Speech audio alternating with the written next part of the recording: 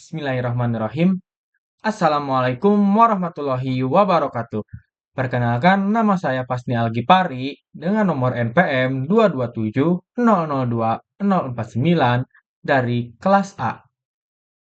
Di sini saya akan memaparkan hasil rangkuman saya selama perkuliahan dari pertemuan 1 sampai 7 mata kuliah Teknik Tegangan Tinggi.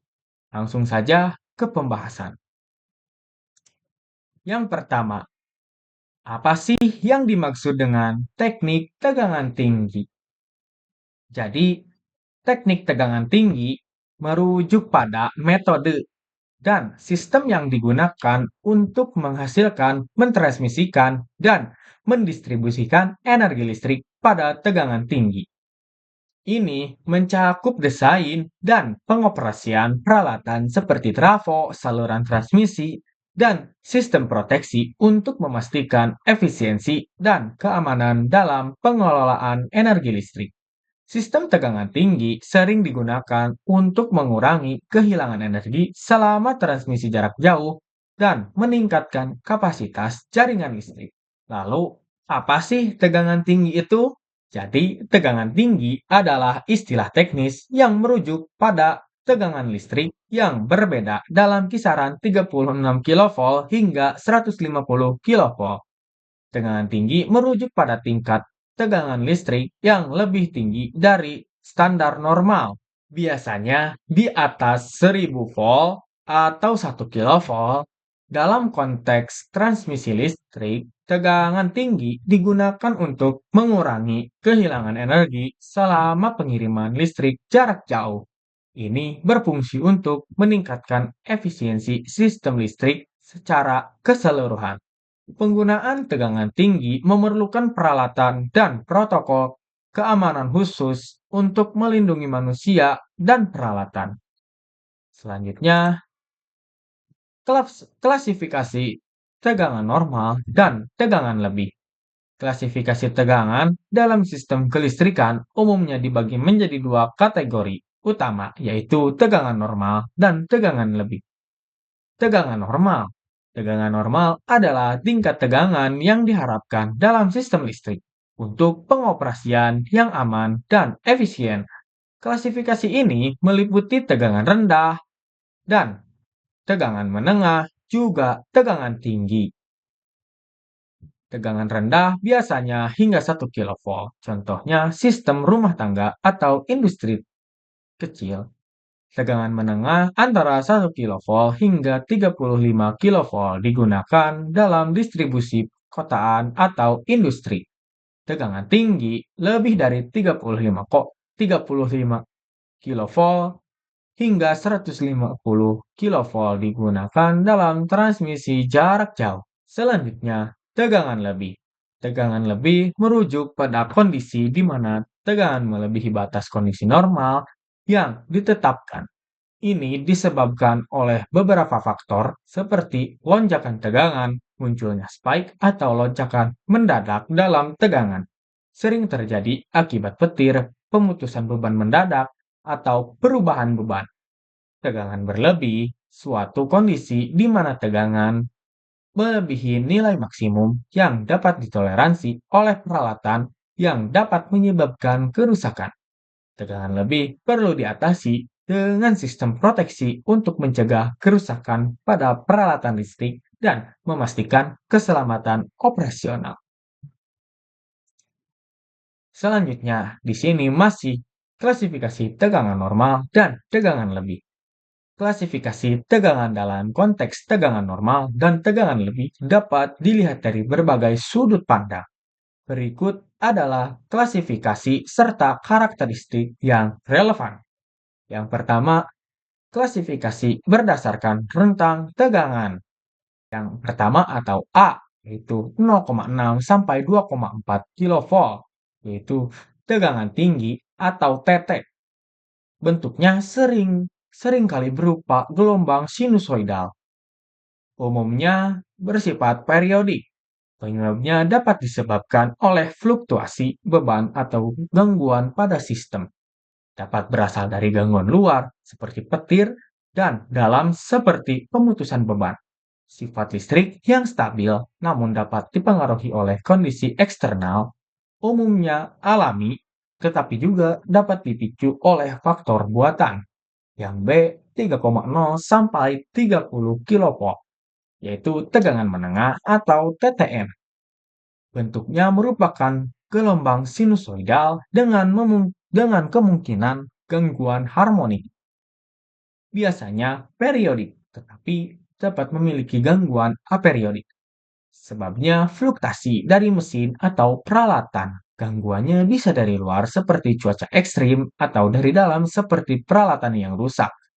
Memerlukan sistem perlindungan yang baik untuk mencegah kerusakan, terkadang dari alami tetapi juga disebabkan oleh manusia.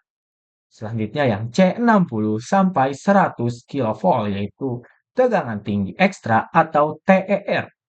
Bentuknya gelombang sinusoidal dengan resiko lonjakan tegangan lebih. Cenderung periodik, namun lonjakan dapat terjadi secara aperiodik. Penyebabnya merupakan pemutusan beban atau sambungan yang tidak tepat. Gangguannya sering berasal dari luar seperti dari cuaca dan dari dalam juga seperti dalam kegagalan sistem. Sifat yang harus dikelola dengan baik untuk mencegah gangguan jaringan. Sebagian besar dari buatan manusia, tetapi juga bisa juga dari alami. Selanjutnya yang D 240 sampai 1000 kV atau tegangan ultra tinggi TUT. Bentuknya gelombang sinusoidal tetapi dapat memiliki banyak harmonik, umumnya periodik dengan kemungkinan gangguan aperiodik. Penyebabnya merupakan kesalahan sistem atau gangguan luar yang signifikan. Biasanya berasal dari luar, tetapi juga dipicu oleh peralatan dalam sistem. Sifatnya memerlukan isolasi yang kuat dan sistem proteksi yang canggih. Sebagian besar buatan, tetapi terkait dengan transmisi jarak jauh. Selanjutnya, di sini ada pengukuran tegangan tinggi. Pengukuran tegangan tinggi merupakan proses penting dalam sistem kelistrikan. Untuk memastikan operasi yang aman dan efisien, berikut adalah beberapa metode dan perangkat yang umum digunakan untuk mengukur tegangan tinggi. Yang pertama, metode pengukurannya. A. Pengukuran langsung. Jadi, voltmeter tegangan tinggi merupakan alat yang dirancang khusus untuk mengukur tegangan tinggi secara langsung, biasanya dilengkapi dengan isolasi yang memadai. Yang B, metode induksi. Transformator induksi menggunakan transformator untuk mengubah tegangan tinggi menjadi tegangan lebih rendah yang dapat diukur dengan alat ukur standar.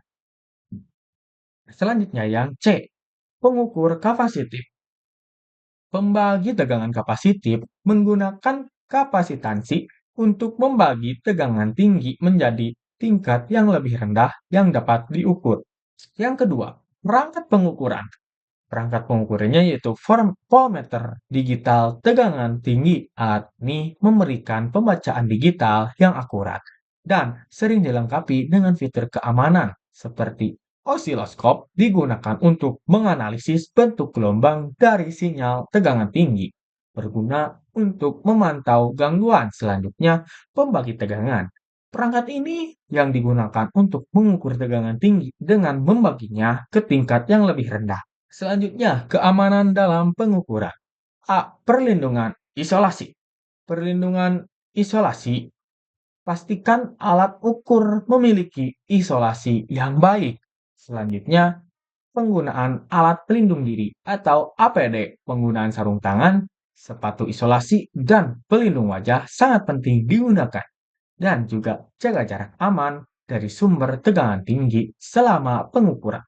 Selanjutnya, pengaplikasian pengukuran. Transmisi listrik memantau sistem transmisi untuk mengidentifikasi potensi masalah. Selanjutnya, pengujian peralatan memastikan peralatan dapat beroperasi dalam kondisi tegangan tinggi. Selanjutnya, penelitian dan pengembangan menggunakan pengukuran untuk pengembangan teknologi baru dalam kelistrikan. Pengukuran yang akurat dan aman dari tegangan tinggi adalah kunci untuk memastikan integritas dan keandalan sistem kelistrikan. Selanjutnya, di sini ada peluahan atau discharge. Peluahan atau discharge adalah proses pelepasan muatan listrik dari suatu bahan potensial listrik tinggi ke potensial listrik rendah. Peluahan discharge dalam konteks tegangan tinggi merujuk pada fenomena pelepasan muatan listrik dari suatu bahan atau sistem. Dapat terjadi ketika tegangan mencapai batas tertentu mengakibatkan arus listrik yang mengalir melalui udara atau material isolator. Jenis peluahan ini dapat berupa pelu- peluahan korona, yaitu pelepasan muatan yang terjadi di sekitar konduktor yang memiliki tegangan tinggi, lalu bongkar muatan atau arch discharge, yaitu pelepasan listrik yang terjadi saat dua elektroda mendekati dan menciptakan busur listrik. Selanjutnya, peluahan dielektrik terjadi ketika bahan isolator breakdown dan menjadi konduktor. Fenomena ini penting dalam desain peralatan listrik dan sistem distribusi untuk menghindari kerusakan dan memastikan keamanan. Dalam peluahan discharge terdapat flashover, sparkover, dan breakdown tembus. Apa sih flashover itu? Flashover adalah peluahan yang terjadi pada permukaan isolator. Flashover dalam tegangan tinggi adalah fenomena ketika arus listrik melompati isolator, biasanya terjadi ketika tegangan melebihi kapasitas isolasi material. Ini menyebabkan pelepasan muatan yang cepat, seringkali menghasilkan percikan atau busur listrik. Flashover dapat merusak peralatan dan mengurangi keandalan sistem. Selanjutnya, sparkover. Sparkover adalah peluahan yang terjadi pada material isolator. Fenomena pelepasan listrik yang terjadi ketika tegangan antara dua konduktor atau antara konduktor juga antara tanah dapat melebihi batas isolasi, menyebabkan arus listrik melompat di antara keduanya. Ini sering muncul sebagai percikan kecil dan dapat terjadi dalam sistem tegangan tinggi. Sparkover dapat merusak komponen listrik dan mengganggu operasi sistem. Selanjutnya, breakdown tembus, yaitu kondisi di mana material isolator kehilangan kemampuan untuk menahan tegangan dan menjadi konduktif. Ini terjadi karena tegangan yang ditetapkan melebihi batas dielektrik material, mengakibatkan arus listrik mengalir melalui isolator. Proses ini menyebabkan kerusakan pada peralatan dan mengurangi keandalan sistem. Selanjutnya, ada isolator dalam pengukuran tegangan tinggi dan teori pita valensi. Berikut penjelasan mengenai isolator dalam tegangan tinggi. Isolator digunakan untuk mencegah aliran arus listrik ke tempat yang tidak diinginkan.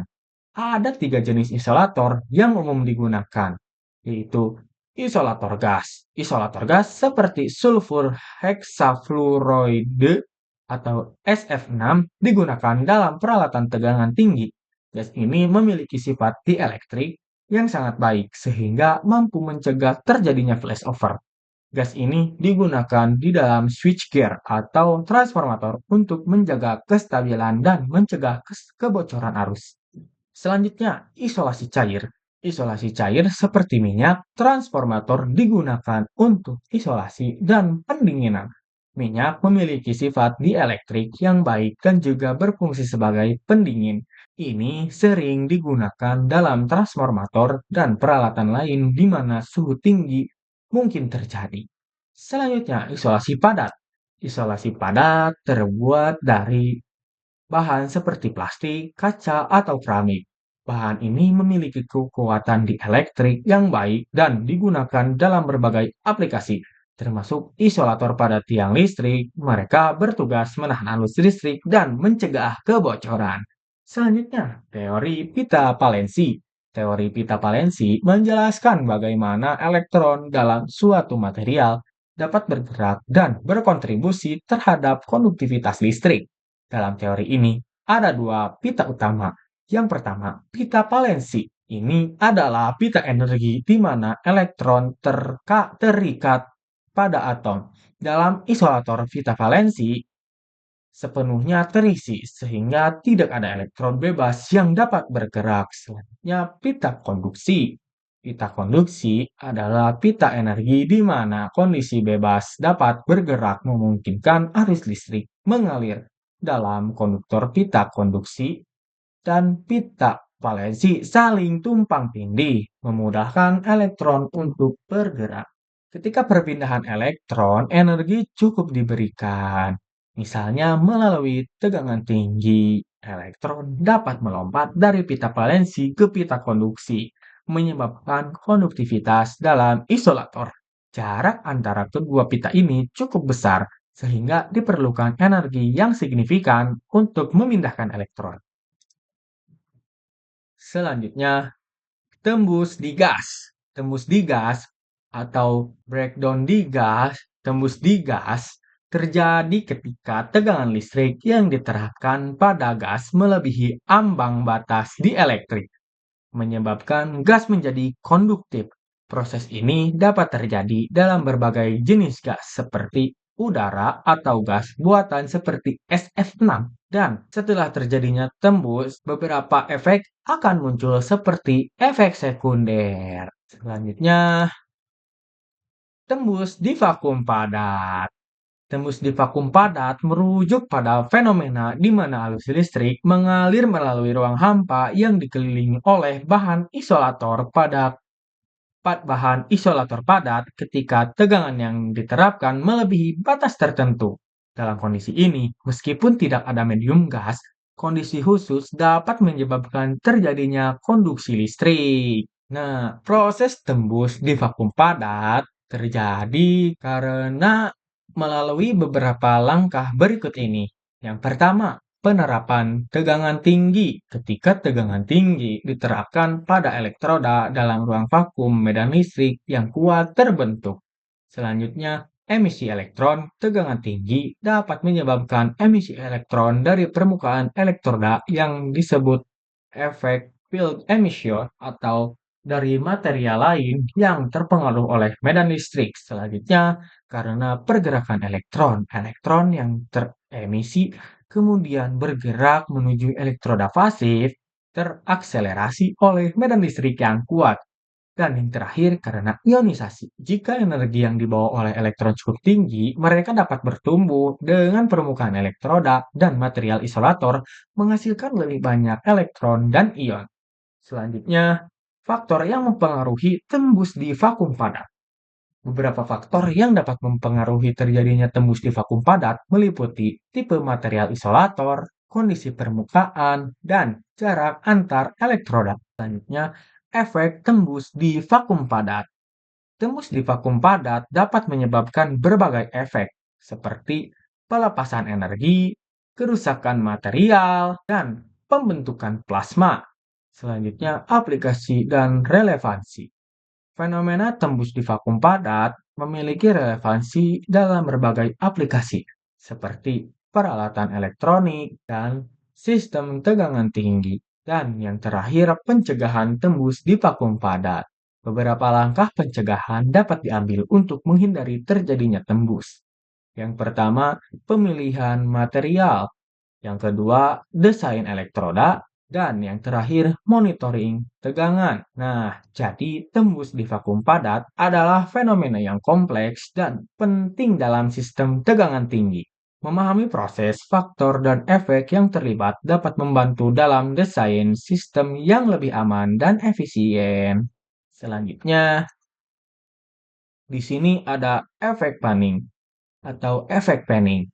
Efek Panning adalah distribusi listrik atau medan elektromagnetik tidak merata dalam suatu sistem.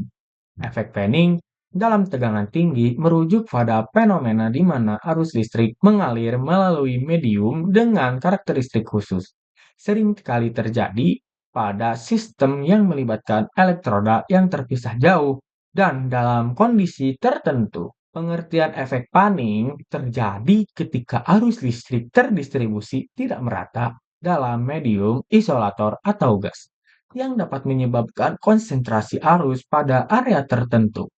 Fenomena ini biasanya diamati dalam situasi di mana terdapat perbedaan potensi yang tinggi antara dua titik yang dapat mengakibatkan perilaku unik dalam arus. Proses terjadinya efek Penning meliputi beberapa langkah, yaitu penerapan tegangan tinggi, lalu pengaruh geometri, dan ionisasi juga konduksi. Selanjutnya, faktor yang mempengaruhi efek Penning itu antara lainnya seperti jarak antar elektroda, kondisi lingkungan, dan juga material isolator. Selanjutnya, dampak pada efek Penning yaitu meliputi kerusakan material, kerusakan kinerja sistem, dan resiko keamanan. Pencegahan dan penanganan efek Penning dapat diambil beberapa langkah seperti desain elektroda yang baik, pemilihan material isolator, monitoring sistem, merupakan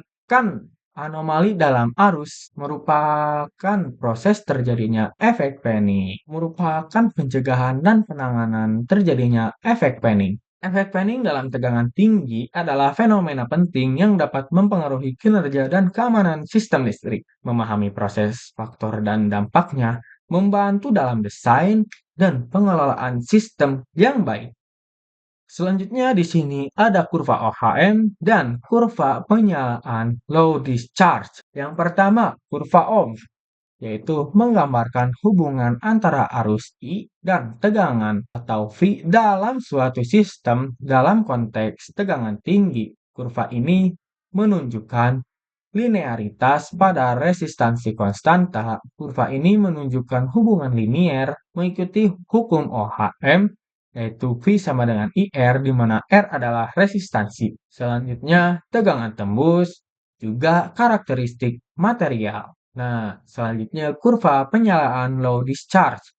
Kurva penyalaan low discharge menunjukkan karakteristik arus dan tegangan saat terjadi penyalaan pada tingkat discharge rendah. Dalam konteks ini, meliputi titik penyalaan, transisi, dan dampak pada sistem. Jadi, baik kurva OHM maupun kurva penyalaan low discharge memberikan wawasan penting tentang perilaku arus dan tegangan dalam sistem tegangan tinggi. Memahami karakteristik ini membantu dalam merancang sistem yang aman dan efisien. Selanjutnya, di sini ada vacuum breakdown. Vacuum breakdown adalah fenomena di mana arus listrik mengalir melalui ruangan hampa atau vakum ketika tegangan yang ditetapkan melebihi ambang batas tertentu. Dalam kondisi ini, meskipun tidak ada medium gas atau material yang mengalir, lonjakan arus dapat terjadi akibat emisi elektron dan elektroda. Terkait fenomena fisik dalam konteks vakum dan isolasi, yaitu sebagai berikut. Yang pertama, emisi elektron pada vakum atau pembentukan muatan.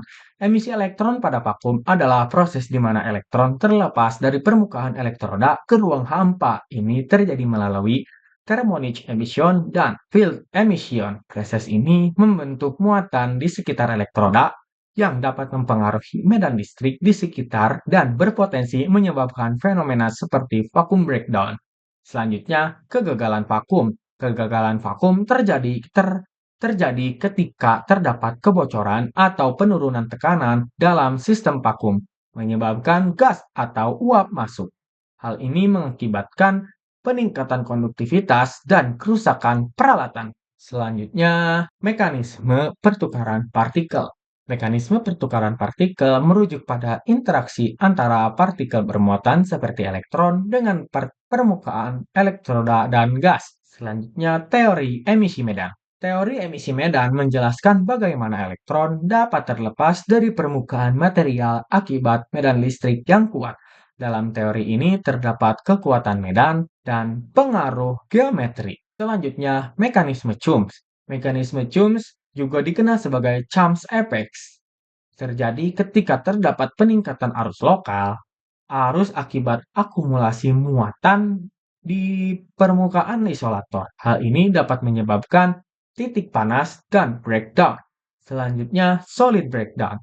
Solid breakdown adalah fenomena di mana bahan isolator padat kehilangan kemampuan isolasinya dan mulai mengalirkan arus. Proses ini dapat dipicu oleh tegangan tinggi dan kondisi lingkungan. Selanjutnya, mekanisme konduktansi dan rugi tegangan bolak-balik. Mekanisme konduktansi dalam konteks rugi tegangan bolak-balik menjelaskan bagaimana arus bolak-balik AC dapat menyebabkan kerugian energi dalam bentuk panas. Ini terjadi melalui rugi dielektrik dan rugi resistif. Selanjutnya yang terakhir yaitu intrinsic breakdown. Intrinsic breakdown terjadi karena material isolator mencapai ambang batas konduktivitas internalnya tanpa adanya kontaminasi atau cacat eksternal. Proses ini melibatkan ionisasi dalam dan kondisi tekanan suhu. Jadi, masing-masing konsep ini berhubungan dengan bagaimana material perilaku di bawah kondisi tegangan tinggi dan dalam keadaan vakum. Memahami mekanisme ini sangat penting untuk desain kelistrikan yang efisien. Selanjutnya di sini ada Edge breakdown. Edge breakdown adalah fenomena di mana terjadi kegagalan isolasi pada tepi atau sudut material isolator.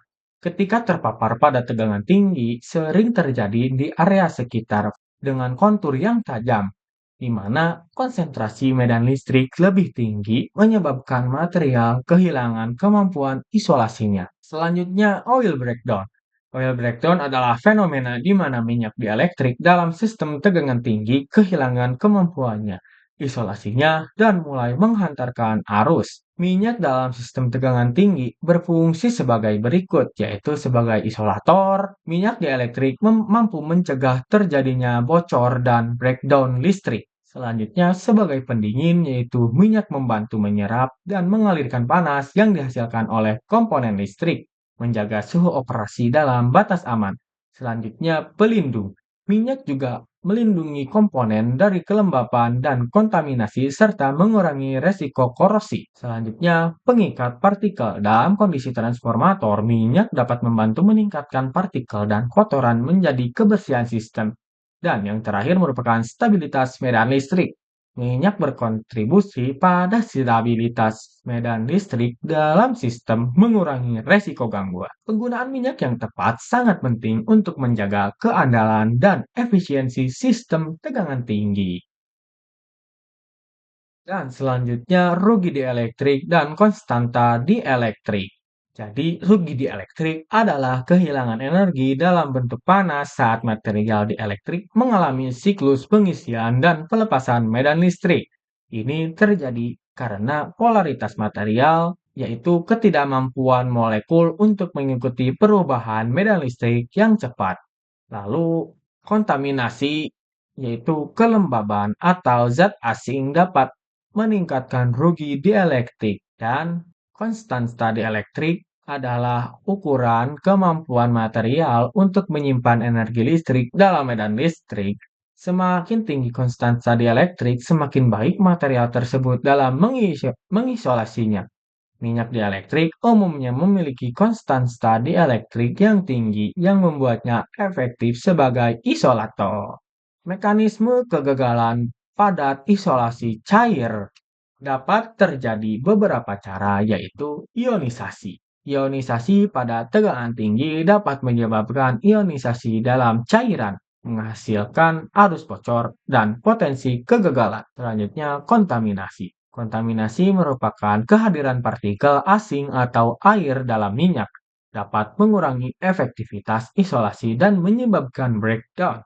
Dan yang terakhir merupakan panas berlebih, peningkatan suhu akibat arus yang dapat menyebabkan penguapan atau degradasi minyak yang mengakibatkan hilangnya sifat ionisasi. Selanjutnya, di sini terdapat jenis isolasi cair.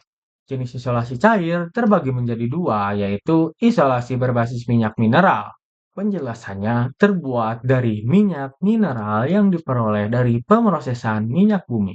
Kelebihan minyak mineral yaitu stabilitas termal yang baik dan efisiensi sebagai pendingin. Kekurangannya rentan terhadap kontaminasi dan degradasi seiring waktu. Dan yang kedua merupakan isolasi berbasis minyak sintesis. Jadi, menggunakan senyawa kimia yang disintesis untuk menghasilkan sifat dielektrik yang diinginkan. Kelebihan minyak sintesis yaitu lebih stabil dan tahan terhadap degradasi dibandingkan minyak mineral. Kekurangannya biaya lebih tinggi dan dapat memiliki karakteristik yang kurang dikenal. Selanjutnya, parameter arus petir. Parameter arus petir mencakup pada amplitudo. Amplitudo yang tinggi pada arus petir dapat mencapai ribuan ampere tergantung pada kondisi cuaca. Juga ada durasi. Durasi pada arus petir biasanya berlangsung dalam hitungan mikrodetik hingga beberapa milidetik. Selanjutnya, energi pada petir. Energi yang dibawa oleh arus petir dapat menyebabkan kerusakan besar pada sistem kelistrikan jika tidak dilindungi. Mengetahui aspek ini penting untuk desain dan pengelolaan sistem tegangan yang tinggi, terutama dalam hal isolasi dan perlindungan terhadap kegagalan. Mungkin cukup sekian penjelasan dari saya berupa hasil rangkuman dari pertemuan 1 sampai pertemuan 7 mata kuliah teknik tegangan tinggi. Mohon maaf apabila masih banyak kekurangan. Kritik dan saran akan selalu kami terima untuk perbaikan di masa depan. Terima kasih atas perhatiannya dan kerjasamanya. Semoga apa yang telah disampaikan dapat bermanfaat bagi kita semua. Saya Pasnya Algi Pari, pamit undur diri. Wassalamualaikum warahmatullahi wabarakatuh.